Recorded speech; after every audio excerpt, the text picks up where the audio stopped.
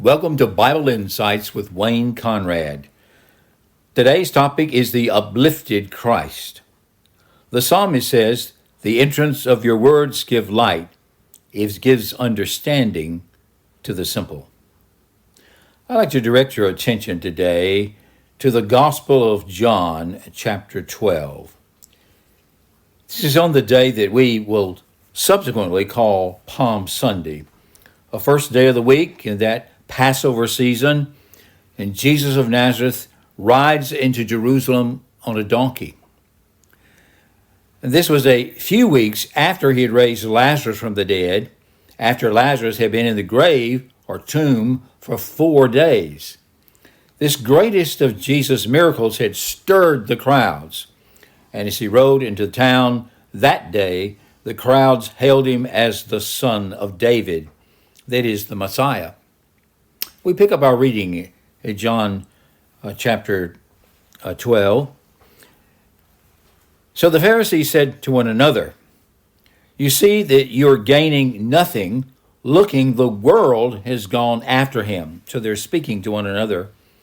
And that's because these hordes of people, this multitude of people were hailing him as the Messiah, as the Son of David, and saying, "Hosanna, Hosanna to the Son of David."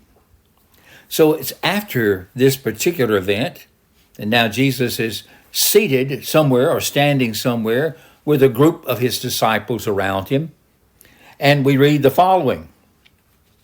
"Now among those who went up to Jerusalem to worship at the feast were some Greeks."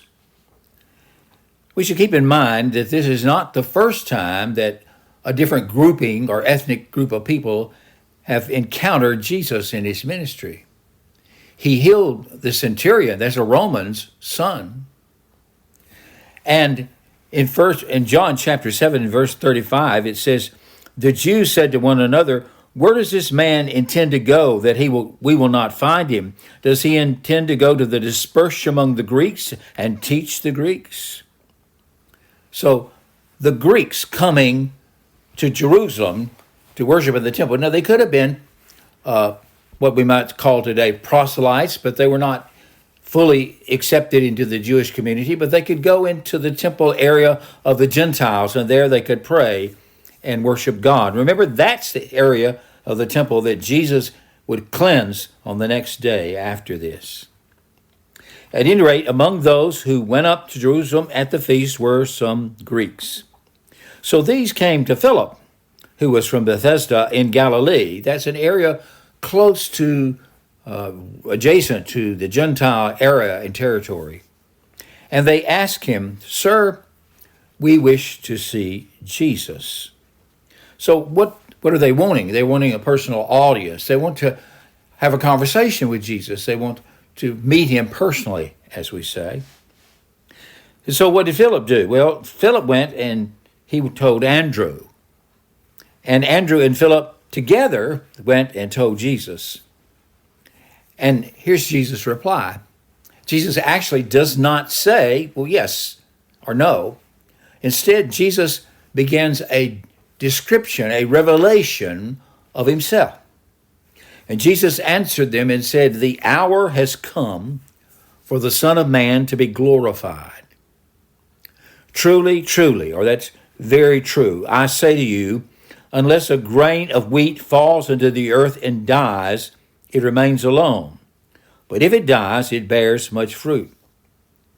Whoever loves his life loses it, and whoever hates his life in this world will keep it for eternal life. If anyone serves me, he must follow me, and where I am, there will my servant be also.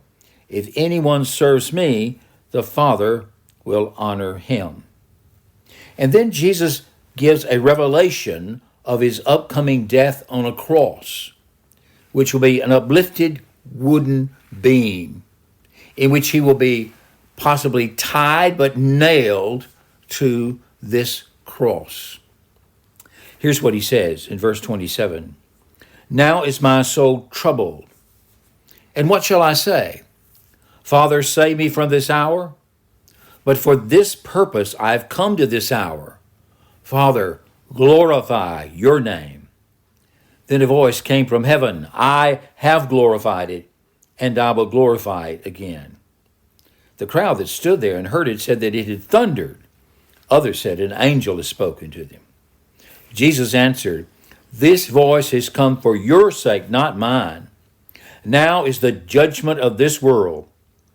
Now will the ruler of this world be cast out. And when I am lifted up from the earth, will draw all people to myself. He said this to show by what kind of death he was going to die. And that's where the title comes from, the Uplifted Christ, the crucified Messiah. So the crowd answered him, we've heard from the law that the Christ, that is, the Messiah, remains forever. How can you say the Son of Man must be lifted up? Who is this Son of Man? So Jesus said to them, the light is among you for a little while longer. He's referring to himself as light. Walk while you have the light, lest darkness overtakes you.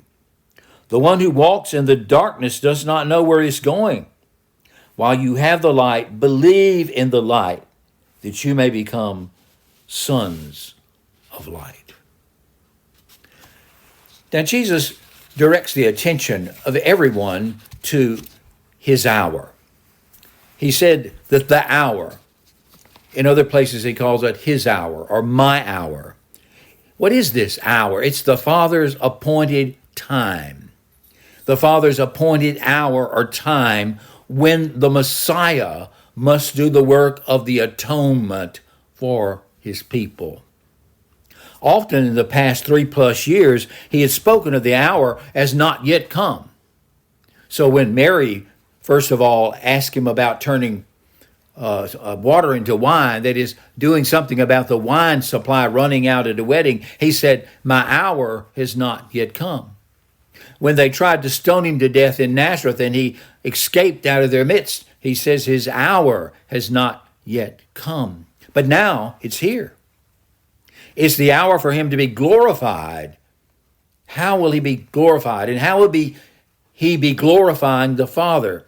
Well, it's the hour for him to be glorified by fulfilling the Father's will. And he refers to himself as like a kernel of corn that's planted in the ground. He's like a seed planted in the ground that germinates and brings forth abundant life. He states that this hour has been appointed by the Father. So what's he speaking of here? Well, he's speaking of the divine decree that was made in eternity, whereby the eternal Son, the Word, would come into the world assuming humanity, and in his body, his human flesh and bone, offer up the sacrifice to reconcile God and mankind, while at the same time overthrowing the enemy of God and man, the devil or Satan. The time of fulfillment has arrived. Father, I have glorified your name and will glorify it. Now, the Father's glorified Jesus at his baptism and at his transfiguration. And he will also glorify Jesus at his future resurrection and his ascension. But to bring glory to the Son is to bring glory to the Father. For Jesus said that whoever honors him honors the Father. And likewise, if you honor the Father, you will honor the Son. Now, Jesus says, when he makes this statement, should I say, save me from this hour? Because he talks about my soul is troubled. It's going to become so troubled in the next couple of days that he's going to be sweating blood while he's praying in the Garden of Gethsemane. But at this point, as he's on the verge of entering into this great trauma of the week of the Passion, he says, my soul is troubled. And what shall I say? What should be my response to it? Father, save me from this hour? No. But for this purpose, I have come to this hour. Father, glorify your name. Glorify your name through me in my fulfilling the decree that we have made among ourselves. Here's what Jesus says on other occasions about his purpose. On this occasion, he says, it's for this purpose that I've come into the world, that I've come to this hour, that it be lifted up for the salvation of my people. In Luke 19:10, he says, for the Son of Man has come to seek and to save that which was lost. In John 6:38, he says, for I've come down from heaven not to do my own will, but the will of him who sent me. In Mark 10:45, and also in a Matthew 20 verse, he says, even the Son of Man came not to be served, but to give his life as a ransom for many. So now he reveals how he will save the lost. He reveals how he will fulfill the will of the Father. He reveals how he will serve us, humanity. It's by giving his life as a ransom. He will do this by his death on a Roman cross. Now is my soul troubled. And what shall I say? Father, save me from this hour. For this purpose I've come to this hour. The author of Hebrews expresses it this way in Hebrews 2:14. Since therefore the children share in flesh and blood, he himself likewise partook of the same things, that is, he partook of flesh and blood, that through death he might destroy the one who has the power of death, that is the devil. You see, by means of the cross, by means of Jesus Christ entering into the death of humanity, that's the judgment against our sin, he will triumph because death will not be able to hold him. He is the righteous, holy Son of God. And when he has fulfilled the judgment that is against us, he will be raised in victory. He said on another occasion, now is the judgment of this world. Now will the ruler of this world be cast out. He says that on this particular occasion. Who's the ruler of this world? Well, the ruler of this world, by God's permission, by the way, is Satan and his host. But now the time has come for the fulfillment of the Genesis 3:15 promise, where God, in pronouncing a curse upon the serpent, said, I will put enmity between you and the woman, and between your offspring and her offspring. He shall bruise your head, you shall bruise his heel. So Jesus is now speaking of the moment has come for his heel to be bitten by the satanic host. But most of all is a time when he shall crush the head of the serpent underneath his heel. As a result of this great glory of the triumph of Christ from the cross, he says, and I, when I'm lifted up from the earth, will draw all people to myself. So Jesus has said these particular words. It reads, when you've lifted up the Son of Man, then you will know that I am he. This is John 8:28. And that I do nothing on my own authority, but speak just as the Father taught me. In John 3, verse 14, this is right at the beginning of his ministry when Nicodemus came to see him. Jesus said to him, and as Moses lifted up the serpent in the wilderness, so must the Son of Man be lifted up. If you remember that account in Numbers 21, Moses was told to make a pole and to put a brazen serpent on it that looked just like the snakes that were biting the multitudes of people, and they were dying because of the rebellion against Moses and against God. And when they looked at that serpent on that pole, they would be healed. As Moses lifted up the serpent in the wilderness, so must the Son of Man be lifted up. Paul speaks of this work of Jesus on the cross in these terms in Galatians 3:13. Christ redeemed us from the curse of the law by becoming a curse for us. For it is written, cursed is everyone who's hanged on a tree. While Peter describes it thusly in 1 Peter 2:24. He himself, that's Jesus Christ himself, bore our sins in his body on the tree, that we might die to sin and live to righteousness. By his wounds you have been healed.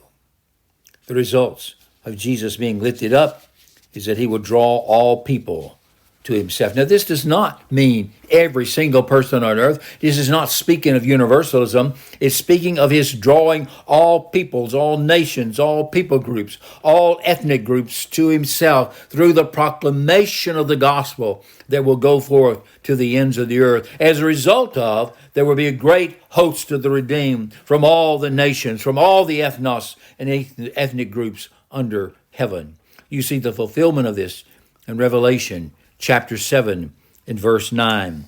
And John writes, after this I looked, and there was a vast multitude from every nation, tribe, people, and language which no one could number, standing before the throne and before the Lamb. They were clothed in white robes with palm branches in their hands, and they cried out in a loud voice, salvation belongs to our God, who is seated on the throne, and to the Lamb.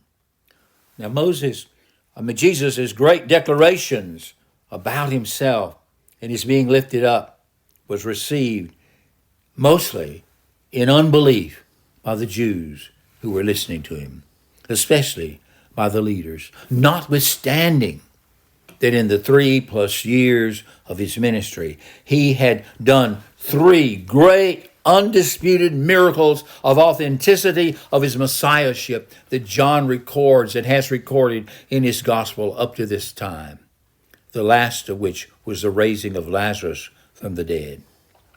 Jesus' challenge, his exhortation to them, and Jesus' challenge and his exhortation to us. While you have the light, that's himself, believe in the light that you may become sons of light. Now Jesus reveals himself as the one who is the uplifted one on the cross. And he's also the light of the world. He invites you, he invites me to believe in him, to walk in him.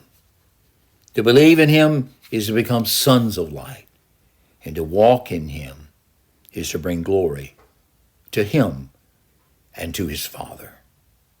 This has been Wayne Conrad with Bible Insights.